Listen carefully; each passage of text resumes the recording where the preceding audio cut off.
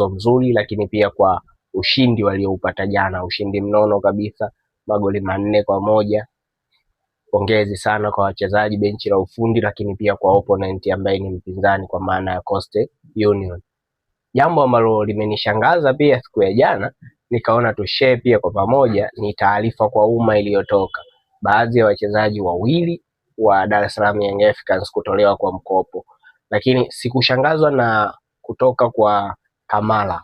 Kilichonishangaza ni kutoka kwa Abdunasir Gamali, mchezaji ambaye ameingia kwenye dirisha dogo, dirisha kubwa la usajili, na anatoka kwenye dirisha hilo kubwa la usajili pasi na kucheza mechi yoyote. Unajiuliza ni kulikuwa na umuhimu gani wa klabu kwenda kumsajili? Nini ilikuwa dhamira ya kumsajili? Lengo la kumsajili ni nini? Mara nyingi sioni future ya wachezaji wa kizao wanapokwenda kwenye hizi timu kubwa, na mashaka pia hata na uwepo wa nafasi ya mchezaji kama Chuga Boy.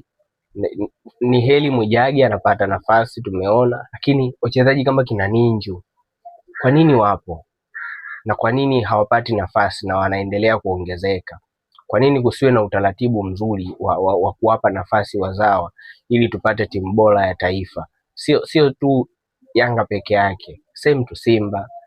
Yaani kuna wachezaji wanatoka kwenye vilabu vyao wakiwa wanapata nafasi aidha ya kuonesha, lakini wakifika pale wanasugua benchi mpaka msimu inaisha na wanaishia kutolewa kwa mkopo. Kwa nini tusiwe na nafasi ya kuwapa nafasi wazawa kwenye vilabu vyetu? Sina mengi, ni hayo tu. Asalamu alaykum.